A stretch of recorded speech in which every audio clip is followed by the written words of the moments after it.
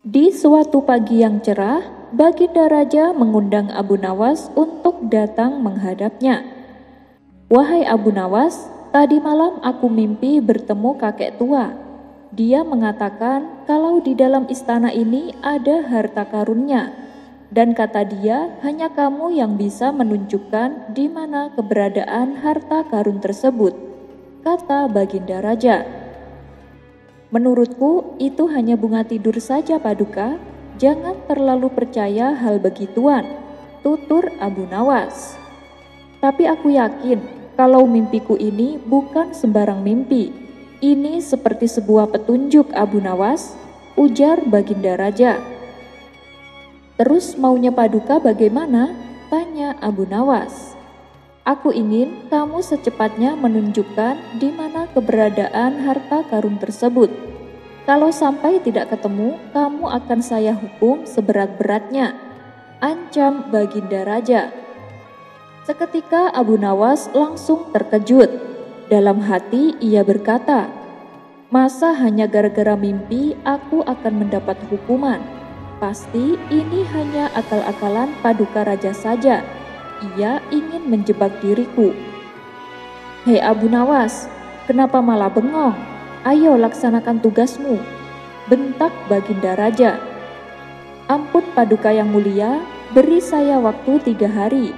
Saya ingin menemui kakek tersebut," ujar Abu Nawas. Mendengar hal itu, Baginda Raja kaget.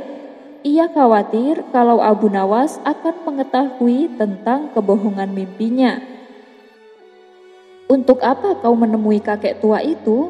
tanya Baginda Raja was-was. "Waktu itu saya lupa menanyakan di mana letak harta karun tersebut," jawab Abu Nawas. Setelah Baginda Raja menyetujuinya, Abu Nawas pun lalu dipersilahkan pulang. Setibanya di rumah, Abu Nawas terus memikirkan bagaimana caranya agar bisa lolos dari hukuman. Di saat ia sedang kebingungan, sang istri datang menghampiri. "Tolong buatin aku minuman teh," pinta Abu Nawas. "Wahai suamiku, kita harus hemat air. Sekarang sedang musim kemarau. Sumur-sumur tetangga sudah pada tidak mengeluarkan air. Beruntunglah kita sumurnya masih ada air meskipun hanya sedikit," kata sang istri memberitahu. Rupanya berkat penjelasan sang istri, Abu Nawas menemukan solusi atas permasalahan yang tengah dihadapinya. Dan hari yang ditentukan pun tiba. Abu Nawas segera berangkat ke istana menghadap Baginda Raja. "Bagaimana Abu Nawas? Apakah kau sudah menemukannya?" tanya Baginda Raja. "Sudah Paduka, tadi malam kakek tersebut mendatangiku lewat mimpi dan dia menunjukkan di mana harta karun itu berada," jawab Abu Nawas. "Betulkah? Tunjukkan padaku di mana harta karunnya," kata Baginda Raja tidak sabar. Kemudian Abu Nawas mengajak Baginda Raja mendatangi sumur yang ada di dalam istana. "Itu harta karunnya Paduka," teriak Abu Nawas sambil menunjukkan air yang ada di dalamnya. "Mana? Aku tidak melihatnya. Yang ada hanya air," sahut Baginda Raja. "Itu yang saya maksud Paduka," timpal Abu Nawas. Baginda Raja yang masih kebingungan lalu diberi penjelasan oleh Abu Nawas. "Andaikan sumur di istana tidak mengeluarkan air, apakah Paduka mau menukarnya dengan emas agar sumurnya mengeluarkan air? Sementara di seluruh Baghdad tidak ada satupun sumur yang juga mengeluarkan air," tanya Abu Nawas. "Jangankan emas Abu Nawas, separuh dari kerajaanku saja aku bersedia memberikannya," jawab Baginda Raja. "Kalau begitu, bukankah air adalah harta karun yang sangat tak ternilai harganya, sampai-sampai Baginda Raja rela menukarnya dengan emas, bahkan menukarnya dengan separuh kerajaan Paduka," tutur Abu Nawas. "Ucapanmu ada benarnya juga Abu Nawas. Baiklah, karena kau telah berhasil, aku akan menghadiahimu uang yang banyak," menimpal Baginda Raja. Kisah selanjutnya. Pada suatu ketika, Abu Nawas telah melakukan kesalahan serius. Kesalahan yang dilakukannya adalah ia sering datang ke berbagai tempat dan meneriakkan khotbah yang sama. Dalam khotbahnya, Abu Nawas selalu menyebut para ahli ilmu, yaitu para ulama, sebagai orang yang bodoh. Tentu saja khotbah Abu Nawas ini dianggap mengganggu ketertiban masyarakat karena telah mencela para ulama. Akibat perbuatan Abu Nawas itu, para ulama tersebut bersepakat untuk mengadukannya kepada Baginda Raja.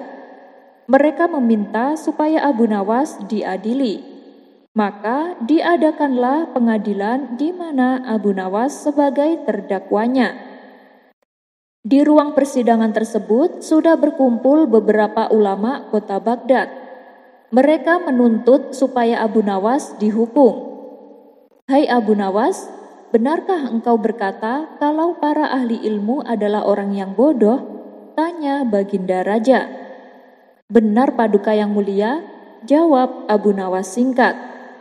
Apa alasanmu berbuat demikian? Tanya Baginda Raja kembali. Sebelum saya menjawabnya, lebih dahulu hamba meminta beberapa kertas dan pena. Lalu bagikan kepada semua para ahli ilmu yang ada di ruang sidang ini, pinta Abu Nawas. Setelah masing-masing ulama mendapatkan kertas dan pena, Abu Nawas kemudian kembali berkata, Aku meminta kepada kalian semua para ahli ilmu untuk menulis jawaban pada kertas atas pertanyaan yang akan saya ajukan. Kata Abu Nawas melanjutkan. Pertanyaannya adalah apa yang dimaksud dengan roti? Mendengar pertanyaan remeh-temeh tersebut, salah satu dari mereka berkata, Apa maksud pertanyaanmu wahai Abu Nawas? Ini tidak ada kaitannya dengan kasusmu. Abu Nawas membalas, Silahkan dijawab saja, nanti Anda akan tahu.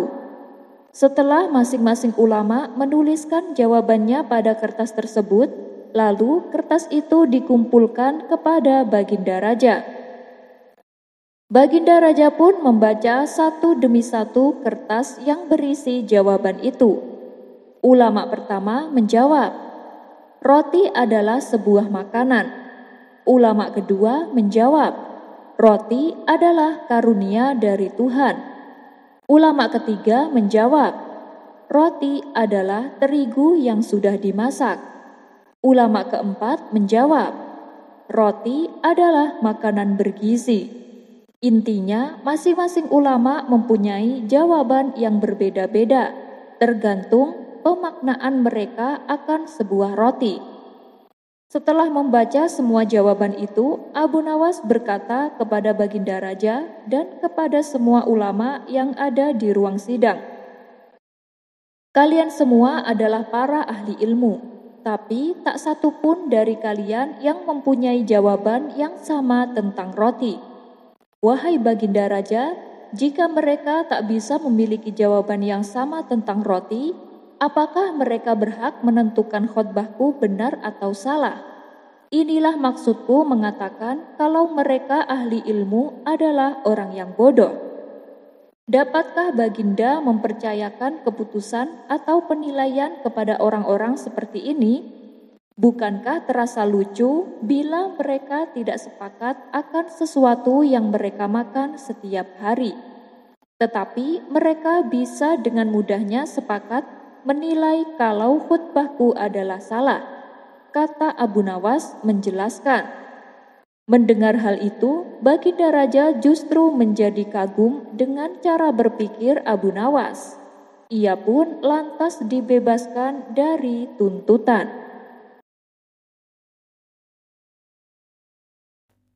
Menyingkap sisi gelap Abu Nawas. Abu Nawas. Kita semua sudah sering dengar kehebatan Abu Nawas.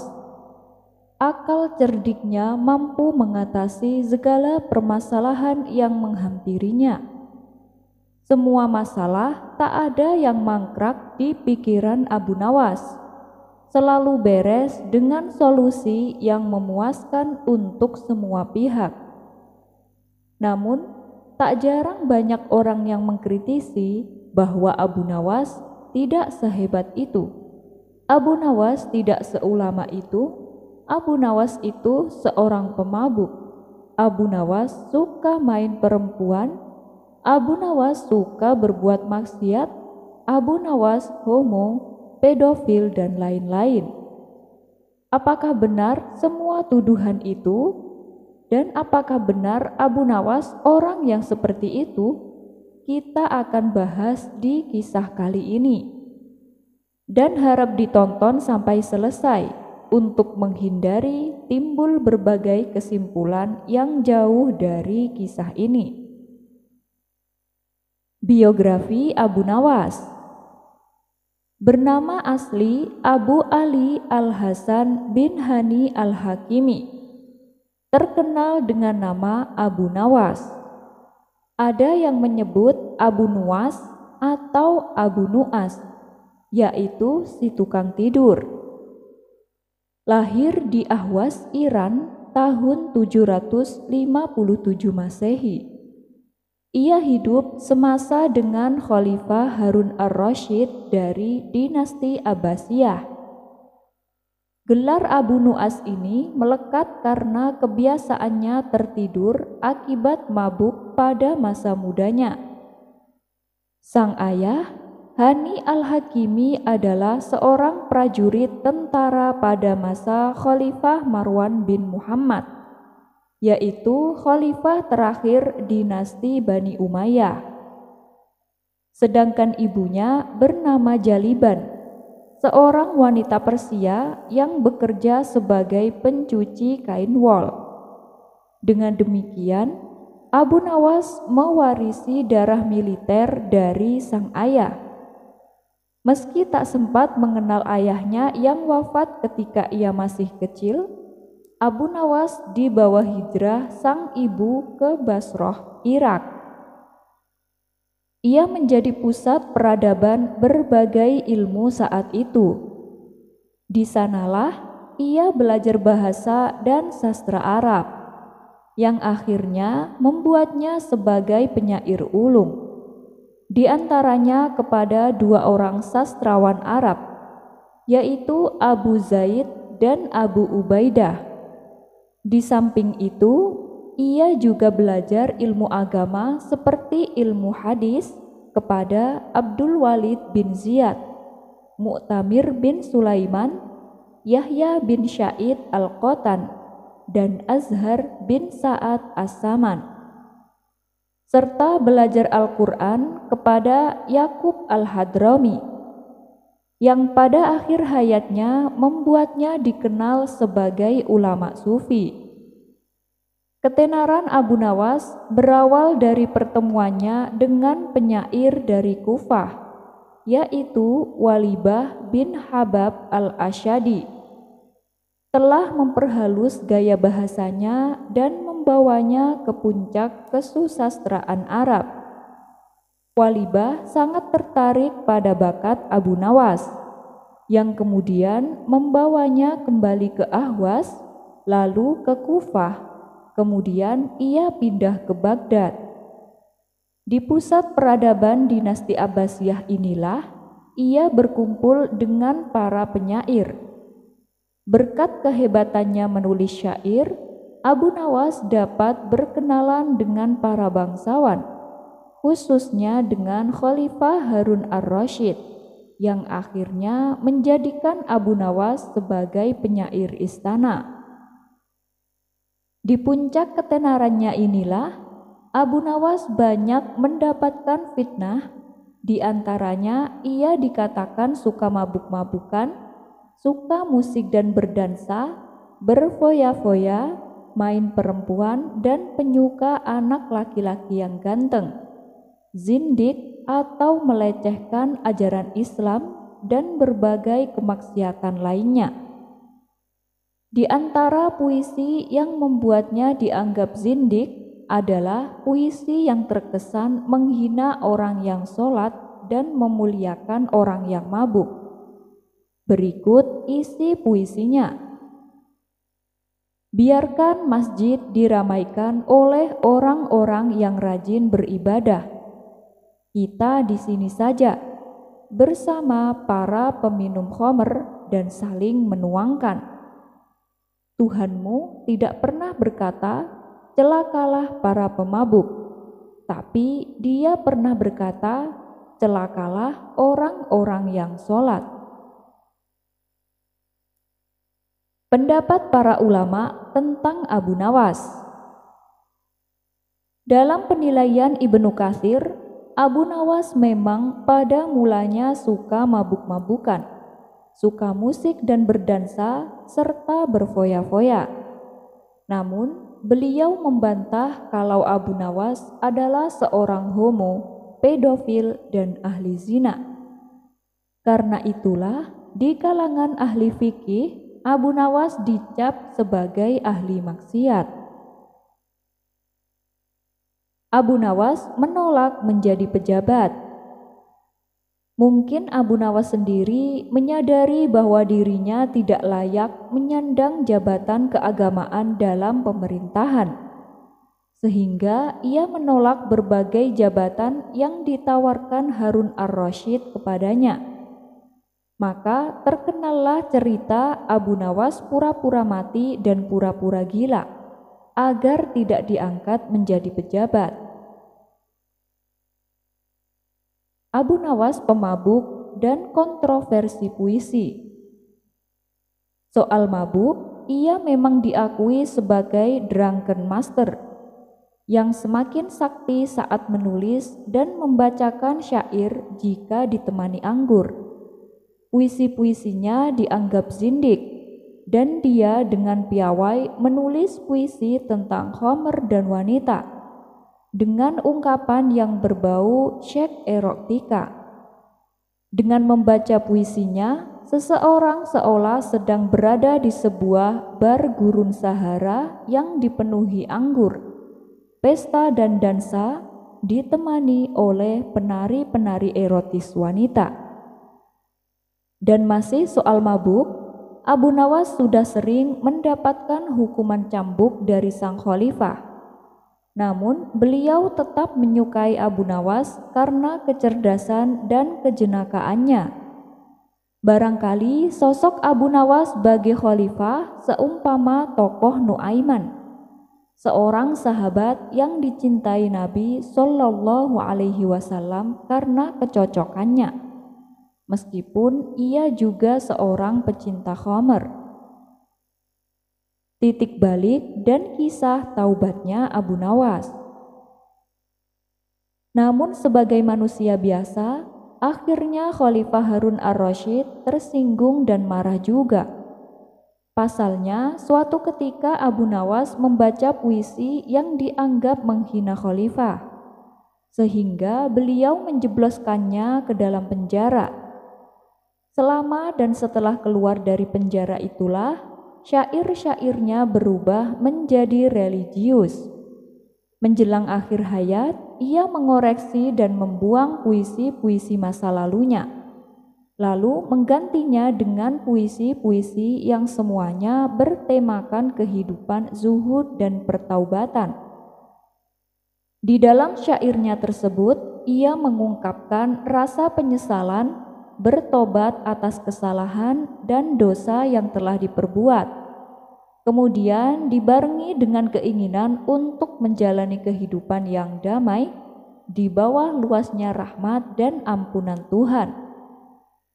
Seorang sahabatnya, Abu Hifan bin Yusuf bin Dayah, memberikan kesaksian akhir hayat Abu Nawas sangat diwarnai dengan kegiatan ibadah.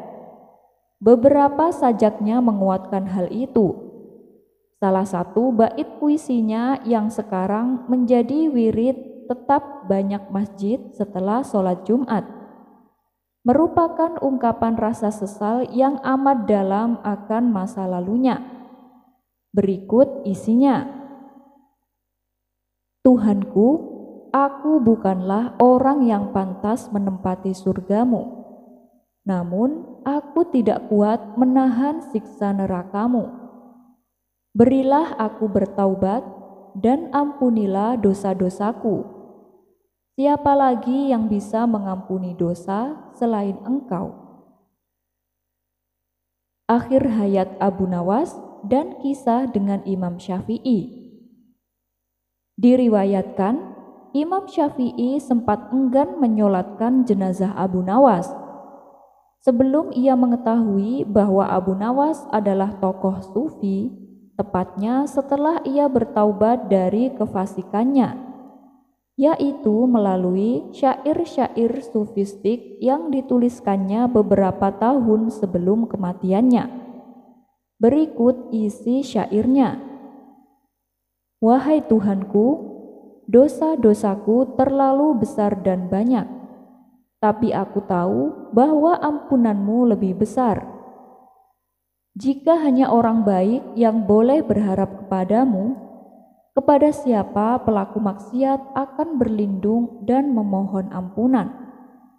Aku berdoa kepadamu seperti yang Engkau perintahkan. Dengan segala kerendahan dan kehinaanku, jika Engkau tampik tanganku, lantas siapa yang memiliki kasih sayang? Hanya harapan yang ada padaku ketika aku berhubungan denganmu, dan keindahan ampunan-Mu, dan aku pasrah setelah ini. Setelah membaca syair tersebut, Imam Syafi'i menangis sejadi-jadinya. Beliau bergegas menyolatkan jenazah Abu Nawas bersama orang-orang yang hadir. Abu Nawas dikenang sepanjang masa. Sebagai penyair ulung, tak mengherankan jika Abu Nawas meninggalkan banyak karya. Sejumlah puisinya dihimpun dalam Diwan Abu Nawas yang telah dicetak dalam berbagai bahasa. Ada yang diterbitkan di Wina, Austria tahun 1885, di Griswold tahun 1861, di Kairo, Mesir tahun 1860, di Beirut, Lebanon tahun 1884, dan di Bombay, India tahun 1894. Beberapa manuskrip puisinya tersimpan di perpustakaan Berlin, Wina, Leiden, Bodleiana, dan Mosul. Namun sayang, karya-karyanya itu jarang terkenal di dunia intelektual. Dan sayangnya lagi, pada tahun 2001, Kementerian Kebudayaan Mesir memerintahkan pembakaran sekitar 6.000 buku puisi erotik karya Abu Nawas tersebut. Kisah legenda yang disembunyikan. Salah satu tokoh besar umat Islam ini berhasil membuat Romawi menundukkan kepala karena wibawanya. Ia adalah Al-Khalifah Al-Mujahid Harun Ar-Rasyid, seorang laki-laki mulia yang dikaburkan sejarahnya dan dibunuh karakternya oleh orang-orang yang membenci Islam dan kaum muslimin. Ia digambarkan sebagai seorang pemabuk yang gila, laki-laki hidung belang dengan banyak selir, pemimpin kejam, dan zalim. Padahal dia adalah khalifah terbaik di Daulah Abbasiyah. Ia seorang mujahid pemimpin yang perhatian terhadap ilmu dan ulama, dan beberapa keutamaan lainnya. Mungkin inilah yang menyebabkan fitnah itu dihembuskan. Ia digambarkan sebagai pemimpin yang tak bertanggung jawab. Di sampingnya hanya ada khamar dan mabuk. Dibuatlah hikayat-hikayat palsu dan fitnah-fitnah dusta untuk mendukung fitnah tersebut. Dinasti Abbasiyah mendapatkan puncak kejayaan ketika Khalifah Harun Ar-Rasyid memimpin pemerintahan pada masa itu. Bahkan kota Baghdad begitu berkembang pesat. Dinasti Abbasiyah sendiri merupakan dinasti kedua dalam sejarah Islam klasik yang mampu memiliki kekuasaan yang cukup lama, yaitu selama setengah abad atau kurang lebih sekitar 524 tahun lamanya. Keberadaan daulah ini mampu menggantikan dinasti Islam tertua di dunia, yaitu dinasti Umayyah. Peradaban dan kebudayaan Islam mampu tumbuh dan berkembang, bahkan mencapai puncak kejayaan ketika masa pemerintahan dinasti Abbasiyah.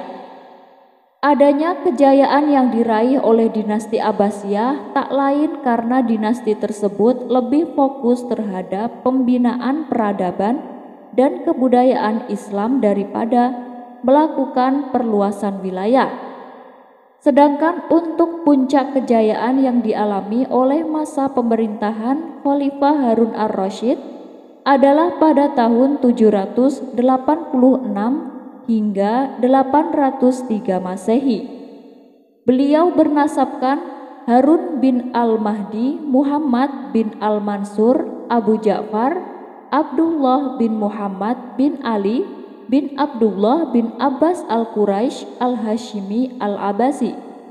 Jadi beliau adalah seorang Quraisy, satu kabilah dengan Nabi Muhammad dan keturunan dari paman Nabi, Abbas bin Abdul Muthalib radhiyallahu anhu. Harun ar-Rasyid dilahirkan pada tahun 148 Hijriah atau 766 Masehi di kota Rai. Kala itu ayahnya menjadi pemimpin wilayah Rai.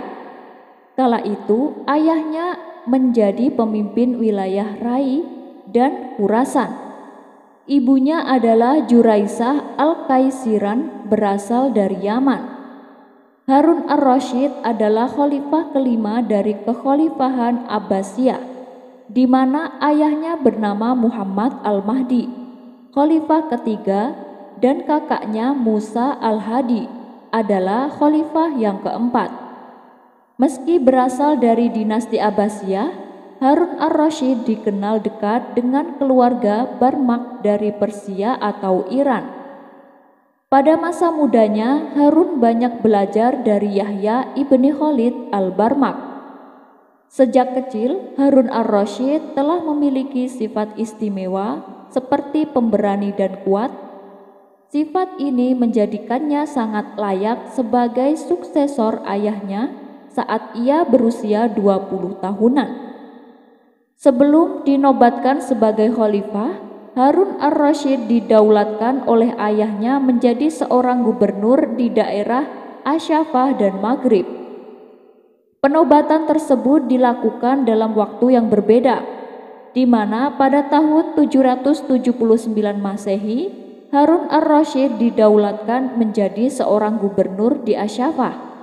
Sedangkan di Maghrib, Harun ar-Rasyid didaulatkan sebagai seorang gubernur pada tahun 780 Masehi. Setelah berlangsung 2 tahun menjadi seorang gubernur, sang ayah mengukuhkan Harun ar-Rasyid sebagai seorang putra mahkota untuk menjadi seorang khalifah setelah saudaranya. Tepat pada tanggal 14 September tahun 786 Masehi, Harun ar-Rasyid sudah menduduki tahta tertinggi di dinasti Abbasiyah sebagai seorang khalifah kelima. Harun ar-Rasyid memiliki kekuasaan yang cukup lama, yaitu 23 tahun, dari tahun 786 Masehi hingga 809 Masehi. Selama menjadi seorang khalifah, Harun ar-Rasyid mampu membawa dinasti Abbasiyah ke arah puncak kejayaan. Bahkan banyak hal yang bisa ditiru dari Khalifah Harun ar-Rasyid, mulai dari seorang pemimpin menjalin hubungan harmonis dengan para ulama ahli hukum, penulis, seniman, dan qori. Diketahui semasa pemerintahannya, Harun ar-Rasyid kerap mengundang tokoh informal dan profesional ke dalam istana ketika akan melakukan diskusi sebagai bentuk upaya penyelesaian berbagai macam masalah yang ada. Ketika Harun ar-Rasyid menjadi seorang khalifah, dirinya memang dikenal selalu menghargai orang di sekitarnya. Hal tersebutlah yang menjadikan masyarakat dari berbagai macam golongan dan status selalu menghormati, mengagumi, serta mencintai Khalifah Harun ar-Rasyid. Bahkan Harun ar-Rasyid adalah sosok pemimpin yang mengakar serta begitu dekat dengan rakyatnya. Sebagai seorang pemimpin dan muslim yang selalu taat, Harun ar-Rasyid tentunya tak pernah lupa akan kewajibannya untuk selalu beribadah. 2 kali dalam setahun, Harun ar-Rasyid selalu menunaikan ibadah haji dan umroh. Dalam sejarahnya, tercatat tahun-tahun di mana Harun ar-Rasyid menunaikan ibadah haji. Dari catatannya, Harun ar-Rasyid berhaji pada tahun 170, 173, 174, 175, 176, 177, 178, 179, 181, 186, dan 188 Hijriah. Namun kala itu Harun ar-Rasyid menunaikan ibadah haji dan umroh dengan cara berjalan kaki dari Baghdad ke Mekah. Ia juga tak pernah lupa untuk selalu mengajak para ulama ketika menunaikan ibadah haji maupun ibadah umroh.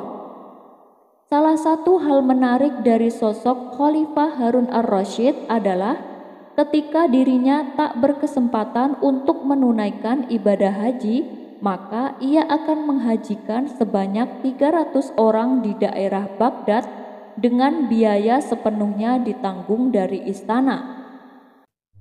Hal tersebutlah juga menjadikan banyak masyarakat Baghdad merasakan akan suasana aman tentram dan damai selama masa pemerintahan Harun ar-Rasyid.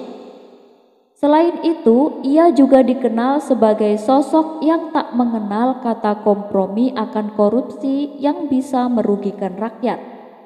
Bahkan ketika yang melakukan tindakan korupsi tersebut adalah orang terdekat dan banyak memberikan pengaruh di dalam kehidupannya. Misalnya seperti tindakan pemecatan serta memenjarakan Yahya bin Khalid yang diangkat sebagai Perdana Menteri atau Wazir. Kala itu Harun ar-Rasyid juga melakukan penyitaan dan pengembalian harta Yahya bin Khalid yang bernilai 30,8 juta dinar yang didapatkannya dari hasil korupsi ke kas negara. Dengan begitu, pemerintahan yang dipimpin oleh Khalifah Harun ar-Rasyid selalu terbebas dari adanya korupsi yang bisa menyengsarakan rakyatnya.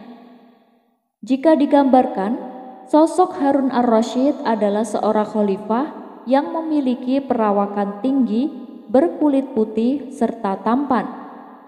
Pada masa kepemimpinan Khalifah Harun ar-Rasyid, dinasti Abbasiyah mampu menguasai wilayah dari Laut Tengah di sebelah barat hingga ke India sebelah timur. Walaupun pada dasarnya Khalifah Harun ar-Rasyid juga merasa jika menjaga akan keutuhan yang dikuasai olehnya terbilang tidak mudah. Pasalnya ada berbagai macam pemberontakan ketika ia menjadi seorang pemimpin. Pemberontakan yang pernah terjadi pada masa kepemimpinan Khalifah Harun ar-Rasyid adalah seperti pemberontakan Khawarij yang dipimpin oleh Walid bin Thalib yang terjadi pada tahun 794 Masehi. Lalu pemberontakan Musa al-Kazim pada tahun 799 Masehi. Serta pemberontakan yang dilakukan oleh Yahya bin Abdullah bin Taghlib pada tahun 792 Masehi. Salah satu puncak pencapaian yang dapat membuat nama Khalifah Harun ar-Rasyid begitu melegenda adalah perhatiannya terhadap bidang ilmu pengetahuan dan peradaban. Pada masa kepemimpinan Harun ar-Rasyid, banyak penerjemahan karya dari berbagai macam bahasa. Bisa dikatakan jika masa kepemimpinan Khalifah Harun ar-Rasyid adalah awal kemajuan yang dicapai Islam dengan mengembangkan dunia menggunakan ilmu dan peradaban. Pada era kepemimpinan Harun ar-Rasyid juga berkembang beragam disiplin ilmu pengetahuan dan peradaban yang ditandai adanya Baitul Hikmah atau perpustakaan raksasa yang sekaligus menjadikan pusat kajian ilmu pengetahuan dan peradaban terbesar pada masa itu. Tak hanya itu saja, Khalifah Harun ar-Rasyid juga memberikan perhatian yang begitu besar terhadap perkembangan ilmu keagamaan. Seperti yang dijelaskan sebelumnya, jika Harun ar-Rasyid adalah seorang pemimpin yang begitu terkenal serta dicintai para ulama. Khalifah Harun ar-Rasyid juga merupakan seorang yang begitu mengagungkan serta memuliakan agama dan juga membenci omong kosong maupun perdebatan. Selama masa pemerintahannya, Khalifah Harun ar-Rasyid memberikan perintah untuk membangun perpustakaan-perpustakaan di wilayah Abbasiyah. Hal ini dilakukan oleh Khalifah Harun ar-Rasyid agar minat baca seluruh rakyat di Abbasiyah bisa terfasilitasi dengan baik. Dari banyaknya perpustakaan yang dibangun pada masa pemerintahan Khalifah Harun ar-Rasyid, Baitul Hikmah merupakan salah satu perpustakaan yang begitu terkenal. Baitul Hikmah yang bisa juga disebut sebagai rumah kebijaksanaan merupakan perpustakaan serta lembaga pendidikan Islam pertama yang dibangun di kota Baghdad. Fungsi utama dari Baitul Hikmah bukan hanya sebagai perpustakaan saja, namun juga memiliki fungsi sebagai biro penerjemah dan tempat berkumpulnya para intelektual dan cendekiawan dari berbagai kerajaan untuk saling berkumpul. Bisa dibilang, jika keberadaan dari Baitul Hikmah merupakan simbol dari kehidupan manusia yang memiliki tingkat kecerdasan intelektual yang tinggi. Hal ini tak lain karena penguasaan terhadap ilmu pengetahuan bisa memasuki sendi kehidupan manusia yang berada di paling dalam, yaitu ruang akal dan pemikiran yang juga bisa memberikan efek lebih besar dari hanya sekedar penguasaan jasmani belaka. Menariknya lagi, Khalifah Harun ar-Rasyid juga menerjemahkan buku pengetahuan dalam bahasa Arab. Adanya gerakan penerjemahan ini adalah salah satu bentuk asimilasi yang terjadi antara bangsa Arab dengan bangsa lainnya yang sebelumnya telah mengalaminya. Tak hanya itu saja, pasalnya dalam masa pemerintahan Khalifah Harun ar-Rasyid, ia juga melakukan banyak pembangunan dengan tujuan untuk kesejahteraan rakyat dan juga untuk memajukan peradaban Islam. Beberapa di antaranya adalah membangun kota Baghdad yang terletak di antara Sungai Efrat dan Tigris dengan membuat bangunan-bangunan yang begitu megah. Selain itu, ia juga membangun tempat-tempat peribadatan. Tak hanya itu saja, pada saat masa pemerintahannya, dirinya juga membangun sarana pendidikan, kesenian, kesehatan, dan juga perdagangan. Ia juga membangun Majelis Al-Muzakarah, yaitu keagamaan yang diselenggarakan di rumah, masjid, maupun istana pada saat itu. Hubungannya dengan Abu Nawas. Harun ar-Rasyid adalah seorang khalifah yang memerintah selama masa kejayaan dinasti Abbasiyah. Abu Nawas di sisi lain adalah seorang penyair terkenal yang hidup pada masa yang sama dengan Harun ar-Rasyid. Awal mula pertemuan antara Harun ar-Rasyid dan Abu Nawas tidak terdokumentasikan secara spesifik dalam sejarah. Namun Abu Nawas dikenal sebagai seorang penyair dan tokoh yang sering berkeliaran di istana khalifah serta menikmati kebebasan untuk menyampaikan kritik atau sindiran melalui puisi-puisinya. Hubungan antara keduanya diyakini bervariasi, tergantung pada sumber-sumber sejarah yang berbeda. Dalam beberapa cerita, mereka digambarkan memiliki hubungan yang akrab, bahkan sampai kepada pertemanan. Namun dalam beberapa cerita lain, khususnya dalam cerita-cerita hiburan dan legenda, hubungan mereka lebih sering digambarkan dalam konteks menantang atau menguji kesabaran Harun ar-Rasyid dengan sindiran atau lelucon yang cerdas. Meskipun demikian, baik Harun ar-Rasyid maupun Abu Nawas adalah tokoh penting dalam sejarah dan sastra Arab. Dan kisah-kisah tentang hubungan mereka telah menjadi bagian dari warisan budaya yang kaya dalam tradisi Arab. Pada masa pemerintahan Khalifah Harun ar-Rasyid tak selalu berjalan mulus. Salah satunya adalah pemberontakan yang dilakukan oleh Rafi ibni Alaid al-Samarkand. Pemberontakan tersebut mengakibatkan Khalifah Harun ar-Rasyid terpaksa harus mengungsi ke Khurasan, di mana tindakan tersebut merupakan pertama kalinya bagi Khalifah Harun ar-Rasyid meninggalkan ibu kota pemerintahan untuk melakukan perburuan pada pemberontak. Dalam masa perburuan tersebut, Khalifah Harun ar-Rasyid mengalami sakit hingga akhirnya meninggal pada tahun 809 Masehi. Saat itu usia Khalifah Harun ar-Rasyid masih terbilang cukup muda, yaitu 43 tahun. Dan desa Sanadan Litus adalah tempat dirinya menghembuskan nafas terakhir.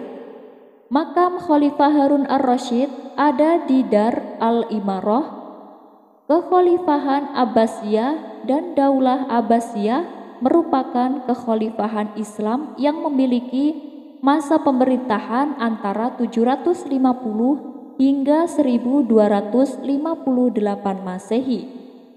Pendiri dari Daulah Abbasiyah adalah Abdul Abbas Asy-Syafa', seorang keturunan dari paman Nabi Muhammad SAW.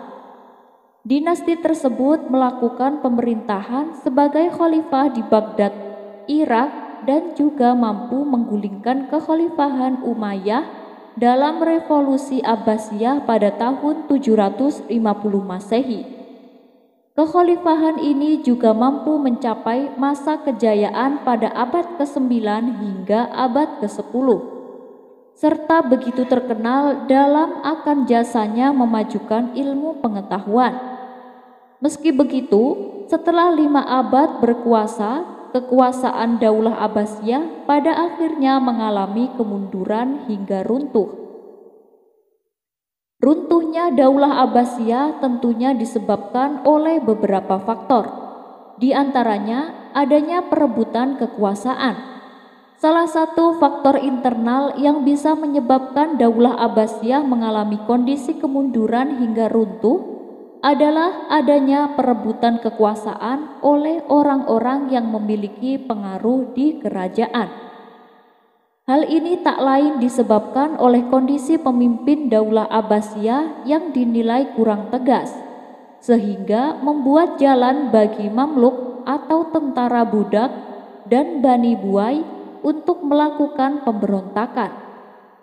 Terkait dengan perebutan kekuasaan, meski khalifah tetap dipegang oleh orang keturunan Abbasiyah, namun dinasti kecil lainnya yang jauh dari pusat pemerintahan sudah mulai lahir. Adanya persaingan antara bangsa juga menjadi salah satu faktor runtuhnya dinasti Abbasiyah. Persaingan antar bangsa tersebut terjadi ketika Khalifah Abbasiyah didirikan Bani Abbas bersekutu dengan orang-orang Persia yang tak senang akan pemerintahan yang dilakukan oleh Bani Umayyah. Akan tetapi dalam prosesnya, orang Persia memang tidak begitu puas dengan pemerintahan yang dilakukan oleh Abbasiyah serta ingin memiliki dinasti sendiri dengan pejabat yang berasal dari bangsanya sendiri. Pada waktu yang sama, bangsa Arab memiliki anggapan jika mereka lebih istimewa dan juga memiliki pemikiran menganggap rendah bangsa non-Arab. Oleh karena itu, muncullah dinasti lain yang ingin melepaskan diri dari kekuasaan Baghdad, seperti bangsa Persia, Turki, dan Kurdi. Adanya kemerosotan ekonomi. Walaupun dinasti Abbasiyah pernah memiliki kejayaan, namun adanya kondisi pengeluaran yang terus meningkat dengan pemasukan yang terus menurun adalah salah satu penyebab dinasti Abbasiyah menjadi runtuh. Salah satu penyebab adanya peningkatan pengeluaran tak lain karena gaya hidup para khalifah serta pejabatnya yang begitu mewah. Tak hanya itu saja, perang salib yang berlangsung selama beberapa periode tak hanya memakan banyak korban, namun juga mampu menimbulkan kerugian materi besar bagi dinasti Abbasiyah. Adanya serangan dari bangsa Mongol. Serangan bangsa Mongol yang berhasil menghancurkan kota Baghdad merupakan faktor yang menyebabkan dinasti Abbasiyah mengalami keruntuhan. Pada tahun 1258, tentara Mongol yang memiliki kekuatan sekitar 200.000 orang secara langsung melakukan penyerangan ke kota Baghdad. Khalifah terakhir dari dinasti Abbasiyah, yaitu Al-Mustasim, dibuat tak berdaya dalam upayanya membendung tentara Mongol dengan jumlah yang begitu banyak, di mana penyebab utama tentara ada dua. Yang pertama adalah adanya kesalahan yang dilakukan Kekaisaran Parismia, yang secara tak langsung menjadi benteng Abbasiyah dari Mongol. Lalu yang kedua adalah adanya invasi bangsa Mongol dengan latar belakang motif ekonomi. Dalam serangan tersebut, bangsa Mongol berhasil menghancurkan kota Baghdad, bahkan membakarnya. Oleh karena itu, berbagai macam fasilitas kota seperti perpustakaan yang di dalamnya memiliki isi berbagai macam peradaban dan juga ilmu pengetahuan dihancurkan oleh tentara Hulagugan. Pasukan Hulagugan juga membunuh ribuan muslim di kota Baghdad, dan secara otomatis hal tersebut menjadi tanda berakhirnya dinasti Abbasiyah. Harun ar-Rasyid adalah seorang khalifah dinasti Abbasiyah. Ia juga dikenal sebagai sosok pemimpin yang baik hati serta begitu perhatian bagi para masyarakatnya. Bahkan ketika dirinya tak bisa menunaikan ibadah haji, ia menggantikannya dengan memberangkatkan 300 orang Baghdad untuk berangkat menunaikan ibadah haji dengan biaya yang ditanggung penuh oleh kerajaan. Selain itu, dalam masa pemerintahannya, Khalifah Harun ar-Rasyid juga mendirikan bangunan penting seperti perpustakaan. Salah satu perpustakaan yang paling terkenal pada masa Khalifah Harun ar-Rasyid adalah Baitul Hikmah, atau bisa juga disebut sebagai rumah kebijaksanaan. Baitul Hikmah tak hanya digunakan sebagai perpustakaan saja, namun juga bisa digunakan untuk berkumpulnya para intelektual dan cendekiawan dari berbagai kerajaan. Selain itu, Khalifah Harun ar-Rasyid juga menerjemahkan buku pengetahuan dari berbagai bahasa ke dalam bahasa Arab. Khalifah Harun ar-Rasyid tutup usia pada tanggal 24 Maret 809 Masehi pada usia 43 tahun. Meski begitu, sampai saat ini nama Harun ar-Rasyid masih terus melegenda. Bahkan nama Harun ar-Rasyid juga diabadikan sebagai salah satu tokoh yang ada di dalam kitab 1001 Malam. Dari kisah Khalifah Harun ar-Rasyid bisa menunjukkan jika sosok pemimpin yang baik akan selalu dikenang sepanjang masa. Abu Nawas menjadi raja. Dikisahkan di negeri seberang terdapat kerajaan yang aman, adil, makmur, dan sentosa. karena dipimpin oleh raja yang bijaksana. Sang raja sudah memimpin kerajaan sejak usia muda, hingga sekarang di masa tua belum pernah digantikan oleh siapapun. Dan rakyatnya tak pernah keberatan karena sang raja memerintahkan kerajaan dengan cukup adil. Suatu kali sang raja merasa jenuh. Ia ingin beristirahat menjadi raja selama setahun.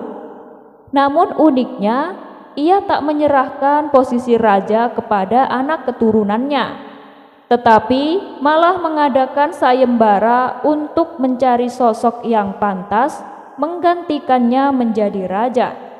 Disebarlah ke seluruh negeri bahwa raja akan mencari pengganti. Siapapun boleh menjadi raja, dari rakyat jelata sampai kaum bangsawan. Tapi ada 2 syarat yang harus dijalani. Syarat pertama, dia akan dijadikan raja selama setahun. Syarat kedua, setelah menjadi raja selama setahun, maka ia harus disingkirkan di hutan belantara yang dihuni oleh ribuan binatang buas. Syarat pertama tentu saja bukan masalah besar. Justru merupakan suatu keberuntungan. Siapa sih yang tidak mau menjadi raja dengan segala kekuasaan dan kemewahan yang akan didapatkan? Namun syarat kedua membuat orang-orang yang berhasrat menjadi raja akan berpikir 2 kali.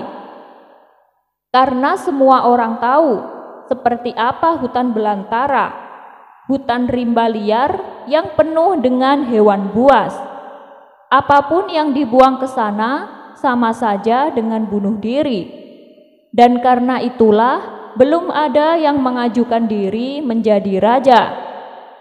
Akhirnya suatu hari datang seorang pemuda yang menyatakan kesanggupannya menjadi raja dan menerima 2 syarat tersebut. Pemuda ini sebenarnya adalah pemuda biasa yang ingin merasakan bagaimana nikmatnya menjadi raja. Karena selama ini ia hidup pas-pasan. Dan setelah berpikir panjang lebar, ia nekat menjadi raja. Maka diangkatlah ia menjadi raja. Dan mulai saat itu, ia mendapatkan pelayanan layaknya seorang raja. Harta yang berlimpah, wanita cantik, makan dan minuman enak, serta fasilitas mewah lainnya. Tapi sayang, ketakutannya akan kematian membuatnya tak bisa menikmati semua itu. 3 bulan pertama, ia mulai gelisah, karena umurnya tinggal 9 bulan lagi. 3 bulan kedua, ia makin tak tenang. Makan tak enak, tidur tak nyenyak. 3 bulan ketiga, ia mulai menyesali keputusannya menjadi raja. Dan 3 bulan terakhir, ia mulai stres berat karena hidupnya tinggal beberapa bulan lagi. Dan kesenangan yang ia cari selama ini tak bisa ia rasakan. Dan ketika masa jabatannya sebagai raja sudah berakhir, lalu dibuanglah dia ke hutan belantara. Tak butuh waktu lama, kabar ke seluruh negeri jika pemuda itu tewas dimakan binatang buas. Pemuda itu tewas tanpa sempat mendapatkan kenikmatan dan kepuasan dunia yang ia cari. Dengan adanya peristiwa tersebut, membuat orang-orang kian enggan melamar menjadi raja.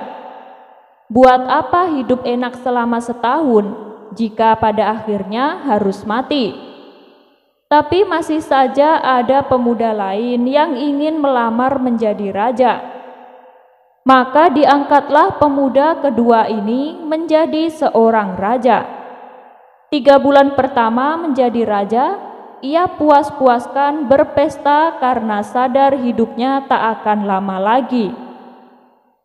3 bulan kedua dan hari-hari berikutnya ia habiskan berfoya-foya dan pesta. Bulan berganti bulan, pestanya makin gila-gilaan. Ia sudah tak peduli lagi pada apapun.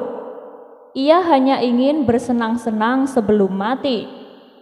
Setelah masa jabatannya sebagai raja berakhir, ia lalu dibuang ke hutan belantara. Tidak berapa lama kemudian, terdengar kabar bahwa ia tewas diterkam singa. Tubuhnya dicabik-cabik dan jadi rebutan makanan para singa. Pemuda kedua ini masih mending daripada pemuda yang pertama. Setidaknya ia mendapatkan kenikmatan dan kepuasan dunia sebelum dia mati. Dua pemuda yang tewas ini membuat banyak orang melupakan mimpinya menjadi raja. Mereka masih penasaran, apakah masih ada orang yang cukup bodoh untuk melamar menjadi raja. Dan suatu hari, Abu Nawas melancong ke negeri tersebut. Tujuannya adalah menemui sahabat lamanya yang kebetulan merupakan penduduk negeri itu. Sesampainya di sana, dengan penuh kehangatan Abu Nawas pun disambutnya. Mereka berdua melepas kangen satu sama lain. Di sela-sela obrolannya, Abu Nawas merasa iba dengan kondisi sahabatnya itu. Ia kini hidup miskin, tinggal di gubuk kecil, reot hanya seorang diri. Ngomong-ngomong, mana istrimu? Tanya Abu Nawas. Semenjak aku jatuh miskin, ia pergi meninggalkanku Abu Nawas, jawab sahabatnya. Ya sudah, yang sabar ya. Yang penting kamu jangan tinggalkan sholat, dan jangan lupa berdoa kepada Allah agar Allah membukakan pintu rezeki untukmu, tutur Abu Nawas. Alhamdulillah aku tidak pernah tinggalkan sholat, bahkan aku sekarang rajin berpuasa sunnah, balas sahabatnya. Oh ya, ngomong-ngomong, mana nih makanannya? Dari tadi kenapa belum keluar? Celetuk Abu Nawas. Maaf Abu Nawas, aku sudah tak punya apa-apa. Aku sendiri kadang sehari makan, kadang sehari tidak, ujar sahabatnya. Mendengar hal itu, membuat Abu Nawas semakin terenyuh. Kenapa tidak mencari kerja? Upahnya kan bisa untuk membeli makanan, tanya Abu Nawas. Setiap hari aku sudah keluar untuk mencari pekerjaan, tapi belum juga aku dapatkan.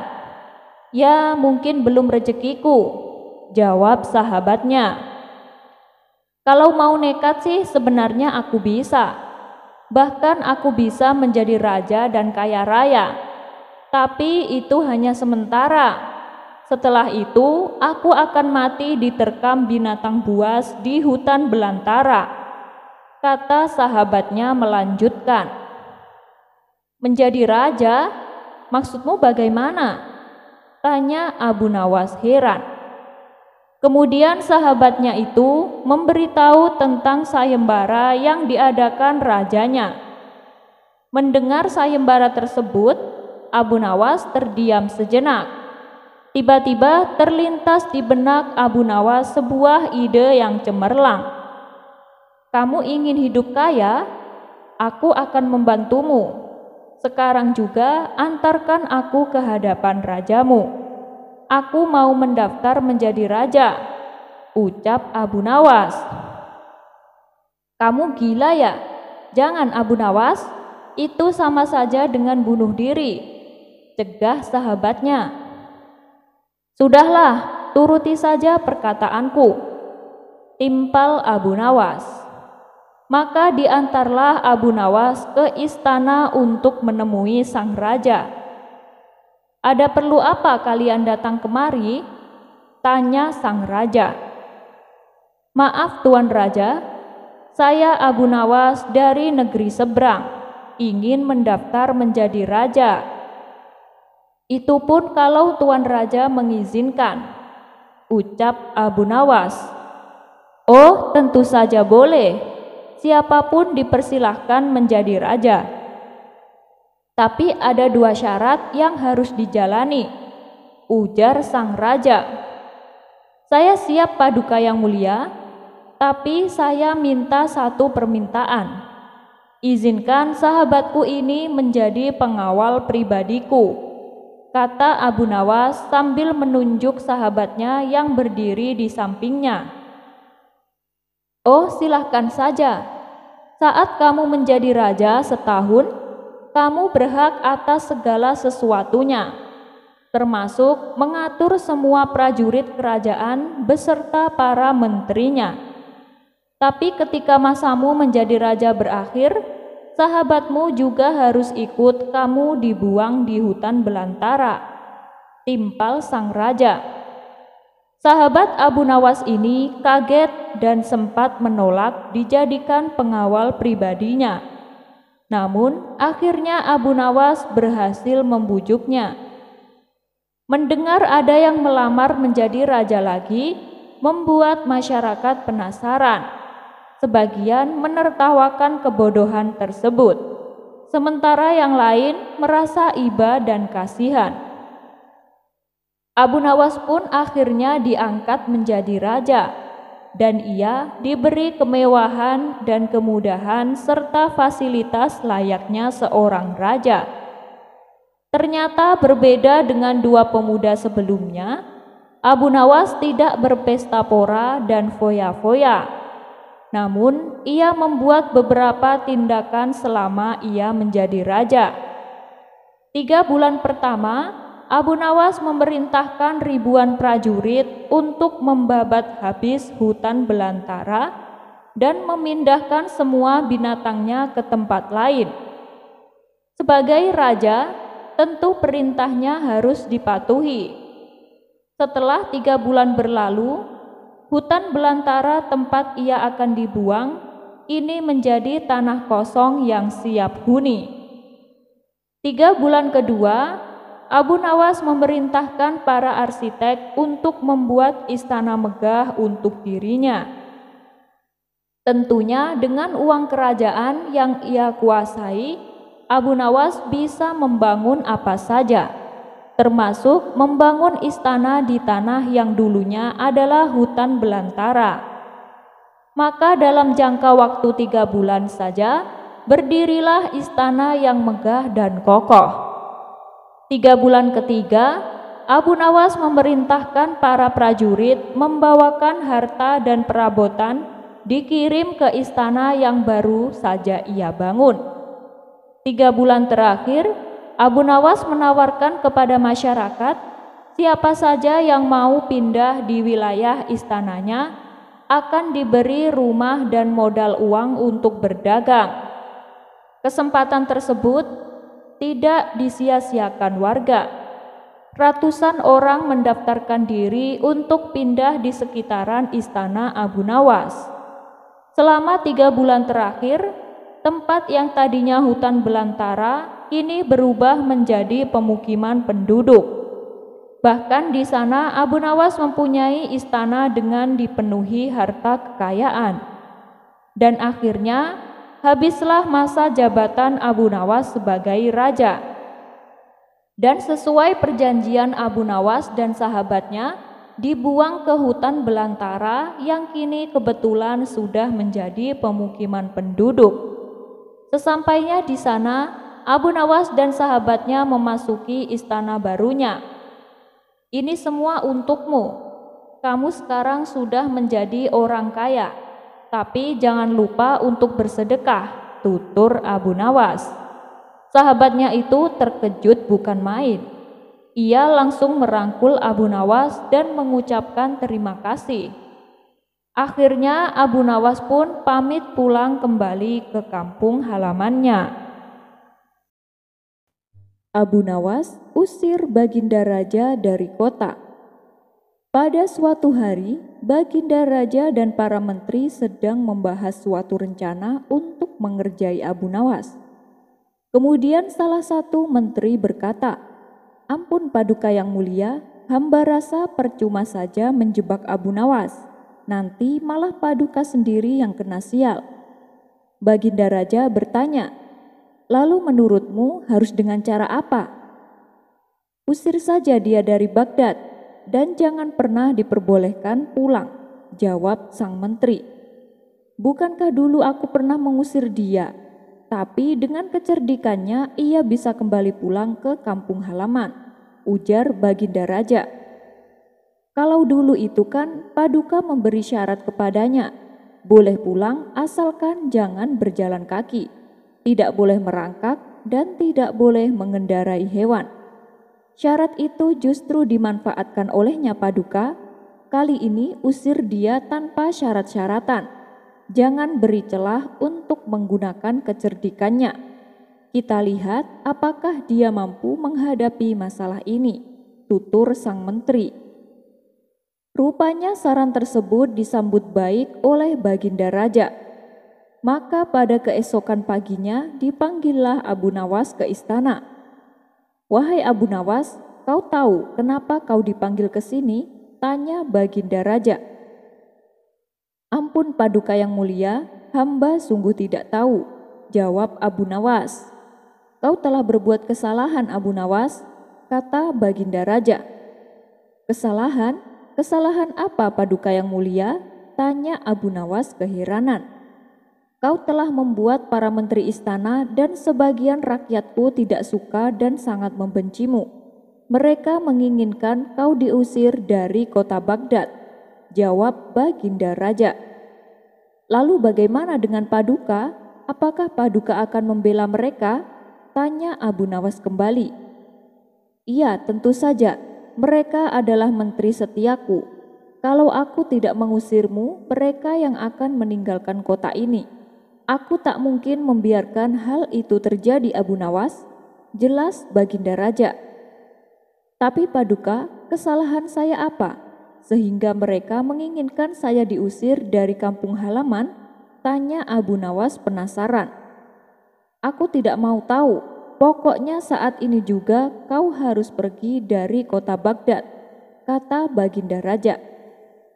"Apakah ada syarat tertentu Paduka supaya hamba bisa kembali?"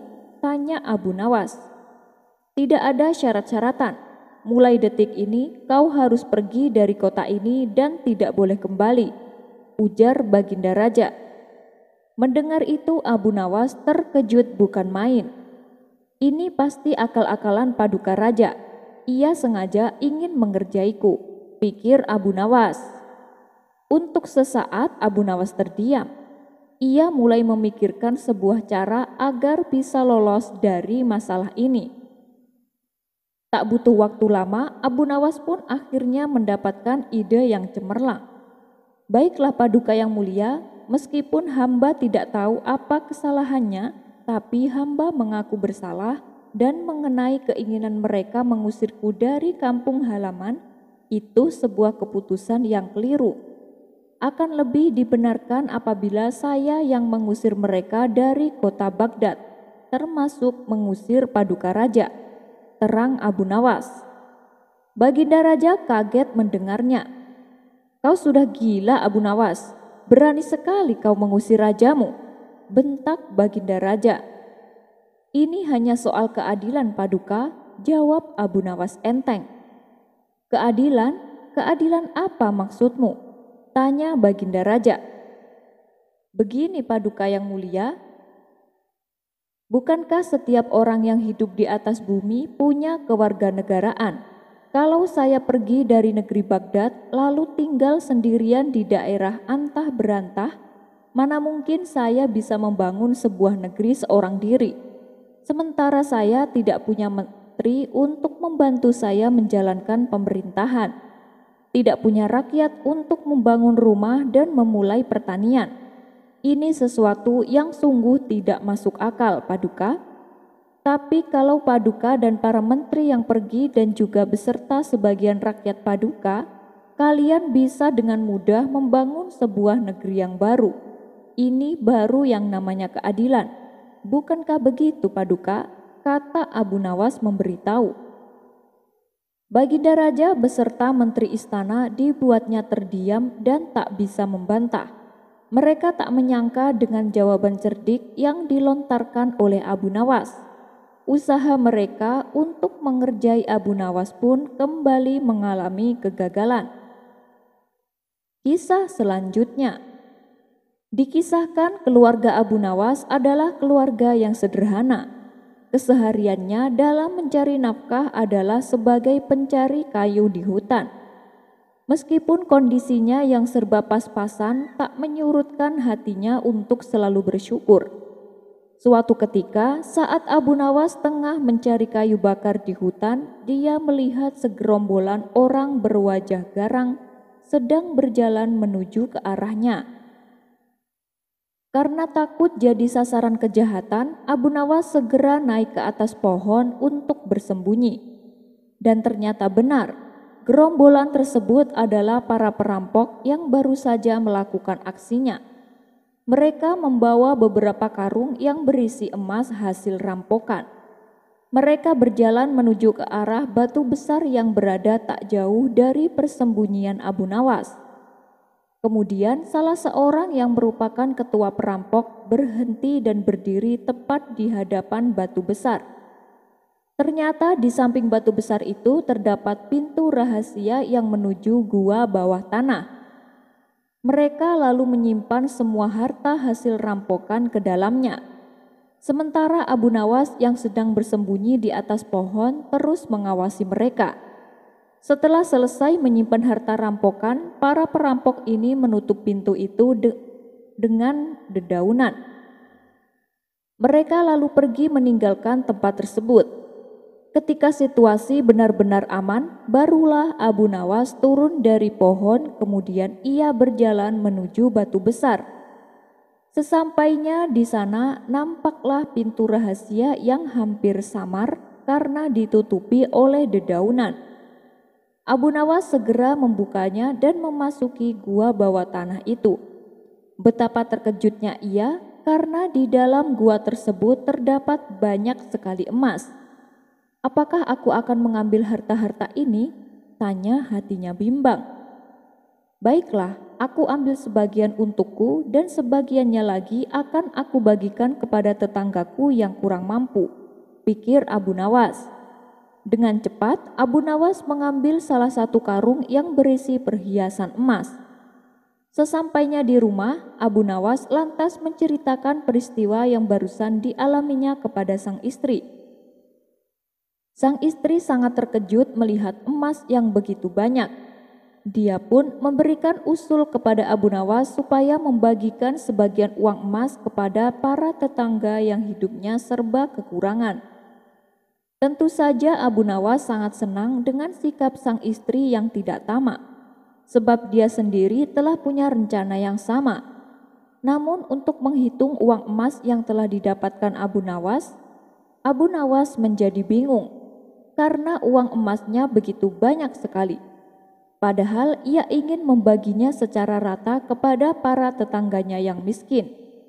Akhirnya ia berinisiatif pinjam timbangan kepada Abu Jahil selaku tetangga dekatnya. Untuk apa pinjam timbangan? Memangnya kamu punya harta? Tanya Abu Jahil meledek. Abu Nawas hanya terdiam. Ia sengaja menutupi rahasia mengenai temuan emasnya agar tidak ada seorang pun yang tahu. Hal ini justru membuat Abu Jahil penasaran. Ia ingin tahu harta apa yang dimiliki Abu Nawas. Diam-diam sebelum Abu Jahil meminjamkannya, ia mengolesi timbangannya dengan minyak yang lengket. Beberapa hari kemudian, Abu Nawas kembali mendatangi Abu Jahil untuk mengembalikan timbangannya. Setelah Abu Nawas pergi, Abu Jahil langsung memeriksa timbangannya. Bukan main kagetnya Abu Jahil. Ia mendapati ada koin emas yang menempel di timbangan miliknya. Jadi Abu Nawas punya banyak emas, sampai-sampai dia menghitungnya memakai timbangan, gumam Abu Jahil. Dari situlah muncul rencana jahat di benak Abu Jahil. Ia pun bergegas menuju rumah Abu Nawas. Sesampainya di rumah Abu Nawas, Abu Jahil bertambah kaget, sebab ia melihat banyak sekali koin uang emas. "Hei Abu Nawas, dari mana kau dapatkan emas sebanyak ini? Cepat beritahu aku. Kalau kau menolak, aku akan menyebarkan rahasia ini ke semua orang," ancam Abu Jahil. Terpaksa Abu Nawas memberitahu di mana mendapatkan emas-emas tersebut. Tanpa menunggu lama, Abu Jahil langsung mendatangi gua bawah tanah. Ia membuka pintu rahasia dan memasukinya. "Luar biasa, emasnya banyak sekali," teriak Abu Jahil kegirangan. Karena sifat tamaknya ini, Abu Jahil berniat membawa semua emas-emas itu. Tapi naasnya saat ia tengah asik memasukkan emas ke dalam karung, tiba-tiba gerombolan perampok datang memergokinya. Akibatnya Abu Jahil dihajar habis-habisan sampai jatuh pingsan. Ia pun lalu dibuang ke tengah hutan. Pasti ada orang lain yang berhasil mengambil emas, soalnya karungnya kurang satu, kata ketua perampok. Dia pun perintahkan kepada seluruh anak buahnya untuk menyelidiki siapa orangnya yang tahu tempat rahasia penyimpanan emas. Para perampok ini lalu menyebar ke setiap desa yang berada di sekitar hutan. Mereka lalu menanyai warga setempat, "Apakah Tuan mendengar ada orang yang tiba-tiba kaya mendadak?" tanya salah satu perampok. "Iya ada, namanya Abu Nawas," jawab salah satu warga. "Bisakah kau tunjukkan di mana rumahnya? Nanti saya akan memberimu bayaran," ujar si perampok. Para perampok pun lalu diantar sampai di depan rumahnya Abu Nawas. "Ini dia rumahnya," kata warga tersebut. "Terima kasih, ini bayaran untukmu, silakan pulang," balas si perampok. Kemudian salah satu anak buah perampok bertanya kepada pemimpinnya, "Bagaimana Tuan? Apakah kita langsung saja bunuh dia?" "Jangan sekarang, ini masih sore. Nanti malam kita datang lagi ke sini, lalu kita bunuh dia dan keluarganya," jawab ketua perampok. Ternyata pembicaraan mereka terdengar oleh Tuan Hamid, salah satu tetangga Abu Nawas. Setelah para perampok pergi, Tuan Hamid segera menemui Abu Nawas. "Hei Abu Nawas, nyawamu dalam bahaya. Nanti malam para perampok akan mendatangi rumahmu. Mereka berniat untuk membunuhmu." Sontak Abu Nawas terkejut dan menjadi ketakutan. "Berapa jumlah mereka?" tanya Abu Nawas. "Sekitar 20 orang Abu Nawas," jawab Tuan Hamid. Sesaat Abu Nawas terdiam. Ia mencari ide supaya bisa selamat. "Baiklah Tuan Hamid, demi keamanan istri dan anak-anakku, untuk malam ini izinkan mereka menginap di rumahmu. Dan aku butuh bantuanmu untuk menghadapi mereka. Sebagai imbalannya, aku akan memberimu separuh dari emas-emasku," kata Abu Nawas. Tuan Hamid pun menyetujuinya. Saat itu juga istri dan anak-anak Abu Nawas diantar menuju ke rumahnya. Setelah waktu menjelang malam, ketua perampok bertamu ke rumah Abu Nawas dengan menyamar sebagai saudagar minyak. Ia datang mengendarai gerobak yang berisi muatan 20 tong besar. Awalnya Abu Nawas tidak menyadari bahwa tamunya adalah ketua perampok. "Tuan, bolehkah saya numpang menginap di sini?" tanya si perampok. "Oh, silakan Tuan. Dari mana dan apa yang ada dalam tong itu?" tanya Abu Nawas sambil menunjuk tong yang ada di gerobak. "Saya ini adalah saudagar minyak Tuan. Tong-tong tersebut berisi minyak dagangan saya," jawab ketua perampok. Ia pun lalu diizinkan masuk dan dijamu berbagai macam hidangan. Abu Nawas juga mengizinkan 20 tong yang ada di gerobak ditaruh di belakang rumahnya. Tidak berapa lama datanglah Tuan Hamid ke rumah Abu Nawas. Melihat di rumahnya ada tamu, Tuan Hamid pun langsung mengenali bahwa tamu tersebut adalah ketua perampok. "Hei Abu Nawas, kemarilah, dia itu perampok yang aku ceritakan," bisik Tuan Hamid. "Sialan, hampir saja aku tertipu olehnya," ucap Abu Nawas, tetap berpura-pura melayaninya dengan ramah. Tuan Hamid, selagi aku melayani dia, tolong periksa apa isi tong-tong yang dibawanya. Perintah Abu Nawas. Tuan Hamid pun segera pergi ke belakang rumah dan mulai memeriksanya. Saat tongnya diketuk satu persatu, terdengar suara dari dalam. "Siap Tuan, kami menunggu perintah Tuan untuk keluar." Para anak buah perampok mengira yang mengetuk adalah ketuanya. Disitulah Tuan Hamid baru tahu ternyata ke-20 tong tersebut berisi anak buah perampok yang sedang bersembunyi. Kemudian Tuan Hamid langsung memberitahukannya kepada Abu Nawas. Mengetahui hal itu, Abu Nawas menyuruh Tuan Hamid untuk memanaskan minyak sebanyak mungkin. Setelah minyaknya panas mendidih, Abu Nawas dan Tuan Hamid menuangkannya ke dalam tong satu persatu. Akibatnya, semua anak buah perampok menderita kepanasan dengan kulit terkelupas, hingga akhirnya mereka pun meninggal. Abu Nawas lalu kembali menemui ketua perampok yang masih duduk di ruang tamu. "Bagaimana Tuan? Apakah makanannya enak?" tanya Abu Nawas.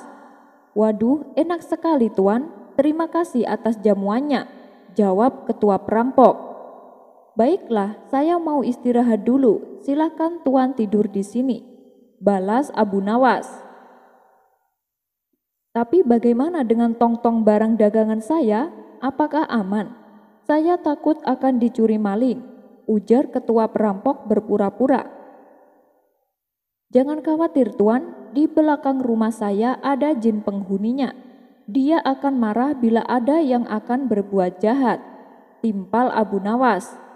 Ketika Abu Nawas sudah masuk ke dalam kamar, ketua perampok langsung menuju ke belakang untuk memberitahu anak buahnya bahwa sekarang sudah saatnya untuk bertindak. Tapi saat ia membuka tongnya, ia terkejut dan ketakutan tatkala melihat semua anak buahnya mati dengan kondisi mengenaskan. "Ini pasti ulah jin penghuni tempat ini," pikirnya. Si ketua perampok pun segera kabur meninggalkan rumah Abu Nawas. Akhirnya Abu Nawas selamat dari ancaman pembunuhan. Abu Jahil meninggal. Perjuangan Abu Jahil untuk mengalahkan Abu Nawas seakan tiada hentinya. Hal ini dikarenakan dirinya selalu dipermalukan di hadapan orang-orang. Merasa usahanya selalu mengalami kegagalan, Abu Jahil akhirnya membuat rencana baru. Rencananya kali ini bukanlah dengan mengerjai Abu Nawas, sebab dengan cara itu justru akan menjadi bumerang baginya. Mengingat Abu Nawas adalah orang yang cerdik. Rencana terbarunya adalah akan membuat Abu Nawas memuji-muji dirinya. Maka disusunlah sebuah siasat dengan persiapan yang sangat matang. Dan rencananya ini tidak ada seorang pun yang tahu. Sebelum melakukan aksinya, ia sesumbar kepada orang-orang bahwa tidak lama lagi Abu Nawas akan memuji-muji dirinya. "Bagaimana mungkin? Kau kan sering mengejek Abu Nawas dan segala ucapan yang dikatakannya selalu saja kau bantah," tanya salah satu kawannya. "Itulah kelebihanku. Aku mungkin kalah dalam segala hal, terutama soal kecerdikan. Tapi lihatlah nanti, dia pasti akan memujiku," ucap Abu Jahil dengan bangganya. Dan hari yang ditentukan pun telah datang. Namun tiba-tiba terdengar kabar kalau Abu Jahil telah meninggal dunia. Para warga yang mengetahui sontak kaget dan tak percaya. "Kasihan Abu Jahil, umurnya begitu singkat," kata salah satu warga. Mereka pun lalu mendatangi Abu Nawas guna memberitahukan kematian Abu Jahil. "Kalian jangan bercanda," ucap Abu Nawas dengan nada kesal. "Kami serius Abu Nawas, kami kesini untuk mengajakmu melayat jenazahnya," balas mereka. Antara rasa percaya dan tidak percaya menyelimuti hati dan pikiran Abu Nawas.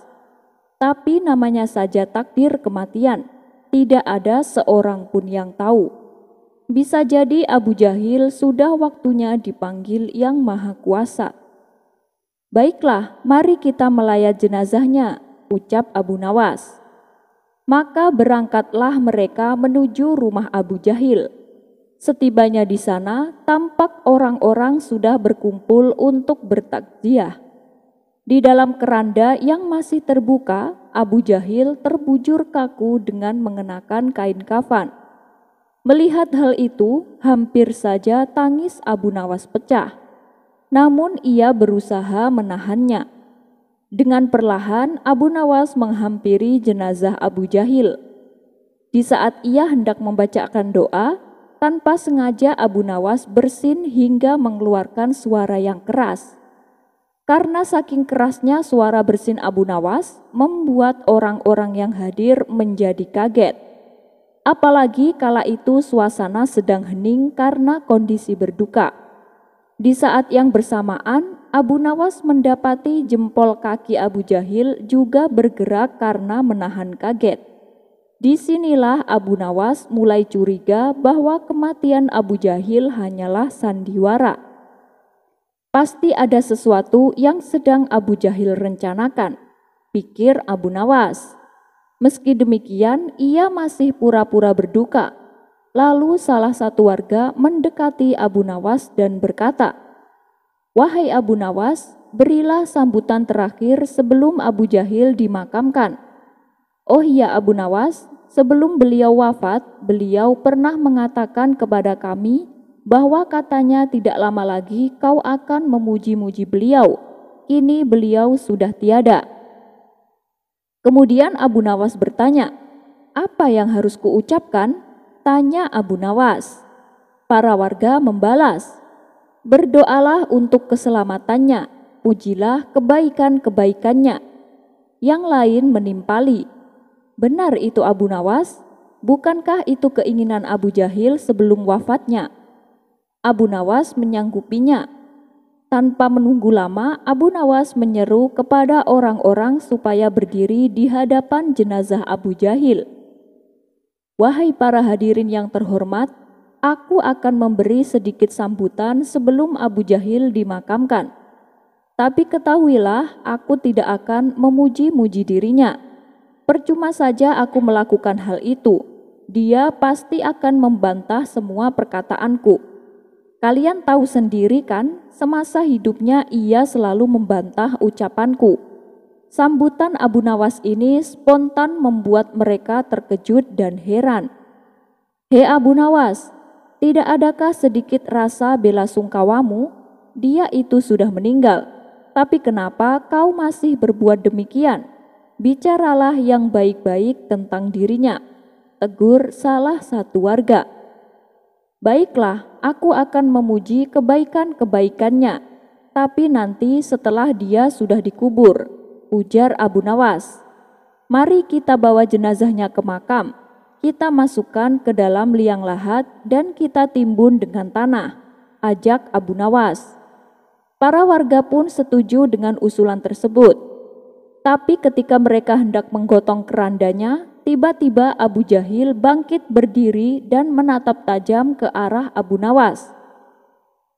"Dasar kau manusia sialan," bentak Abu Jahil kepada Abu Nawas. Adapun para warga yang melihat Abu Jahil bangkit berdiri seketika menjadi takut dan berlarian meninggalkannya. Sementara Abu Nawas malah tertawa terpingkal-pingkal sambil berlari menyusul mereka. Abu Jahil yang masih merasa kesal bertanya-tanya dalam hati, bagaimana mungkin Abu Nawas bisa tahu? Padahal kematian palsuku tidak ada seorang pun yang aku beritahu.